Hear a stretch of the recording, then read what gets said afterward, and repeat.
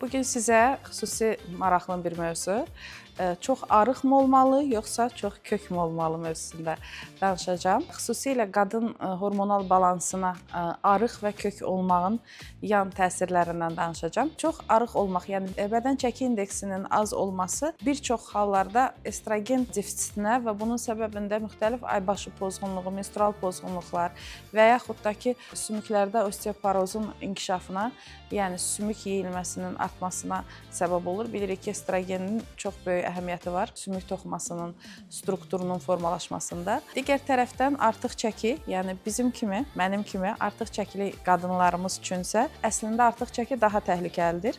Belə ki, artıq çəki demək, insulinə rezistentlik demək, artıq çəki demək, şəkərli diabet riskinin, metabolik sindromun riskinin yüksək olması demək və eyni zamanda artıq çəki estrogen səviyyəsinin yüksək olması deməkdir ki, bu da bir çox problemlərin yaranmasına səbəb olur.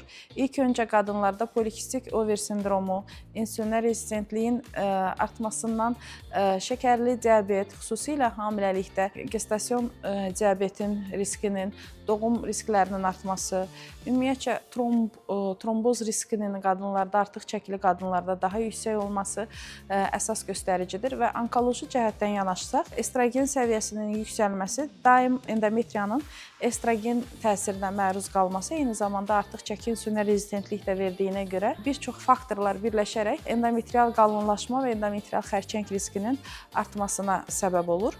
Ona görə də əgər biz qadınlar çəki azlığı, yəni bədən çəki indeksi defisiti və yaxud da ki, artıq çəkidən əziyyət çəkiriksə, mütləq şəkildə endokrinoloq, dietoloqlarla müraciət edib çəkimizə nəzarət etməliyik. Bu, eyni zamanda həkimimizə də aiddir. Sağ olun.